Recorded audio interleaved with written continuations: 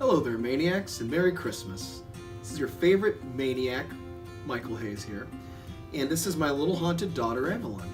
And I thought it would be real nice, since it's Christmas time, to read her a nice Christmas tale. Today we're going to read A Die Hard Christmas. You ready for that? She's ready. 'Twas the night before Christmas, and up in the tower, everyone was partying except for one wallflower.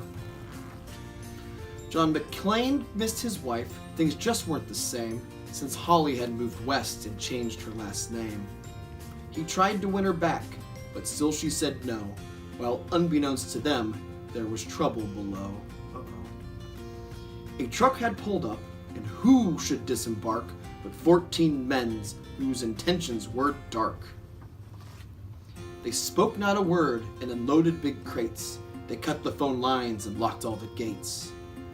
Carl swept the ground floor, shooting every guard dead, while visions of bearer bonds danced in his head. Jack took off his shoes, making fists with his toes. It actually worked. Well, what do you know? When out in the lobby there arose such a clatter, he sprang to the door to see what was the matter. When what to his wondering eyes should appear, holy crap, there's terrorists here! Are you looking? John hid under a table where no one could see and watched Hans question Mr. Takagi? I forget, sorry. I'm going to count to 3, there will not be 4. Give me the codes to open the vault door.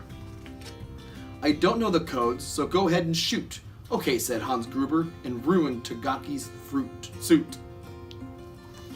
John tried to call the cops by pulling an alarm, but instead called the bad guys who tried to cause him harm.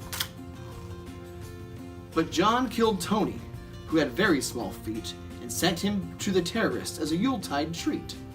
He put a Santa hat on the German and, all eyes aglow, wrote, "Now I have a machine gun, ho, ho, ho." Carl was furious. Tony was his brother. He chased John across the roof and they shot at each other. John was able to escape through the ventilation shafts. Come out to the coast, he sighed. We'll have a few laughs. At Nakatomi Tower, Sergeant Powell appeared. He checked the whole lobby and saw nothing weird. He was pulling away, but didn't get far before Marco landed on the hood of his car. Powell drove backwards, screaming in fright. "Welcome to the party, pal," John yelled with delight. More police arrived, the FBI and SWAT team, but Hans didn't mind, it was all part of his scheme. More rapid than eagles, his henchmen they came, and he radioed and shouted and called them by name. Now Eddie, now James, now Franco, now Uli, on Fritz and on Carl, long hair and unruly. They shot the SWAT tank with the surface-to-air missile and knocked it away like the down of a thistle. Now John McClane was angry indeed. He blew up 2 terrorists and called them jerkweed. Ellis told Hans, "Bubby, I'm your white knight." Hans shot him dead, giving the hostages a fright. Hans went to go check on the explosives' fuse and saw that poor John wasn't wearing any shoes. John fled from Carl and Hans, but alas, he had to run barefoot over sharp, broken glass. His feet, how they hurt, his sole's oh so bloody. John crawled to the bathroom and called his good buddy. John was weary and ready to throw in the towel, and so he got a pep talk from Sergeant Al Powell. Powell was chubby and plump, a right jolly old cop, and he trusted the cowboy in the tattered tank top. But a reporter was probing into McClane's life and revealed that Holly was actually his wife. Hans quickly flipped over the golden picture frame. "It's a pleasure to meet you, Mrs. McClane." His clothes all tarnished with ashes and soot, John staggered to the roof, bloody and barefoot. The explosives were wired to the rooftop with care in hopes that the hostages soon would be there. John warned everyone the roof was about to blow as the chopper strafed him with high-powered ammo. Around his waist he tied a fire hose tight and, screaming an oath, jumped into the night. He dangled in the air and gritted his teeth while flames encircled the tower like a Christmas wreath. Fiercely fighting his way back inside, John yelled out, "Hans!" as he was done trying to hide.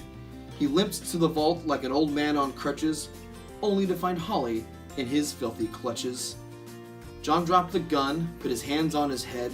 It seemed he and Holly soon would be dead.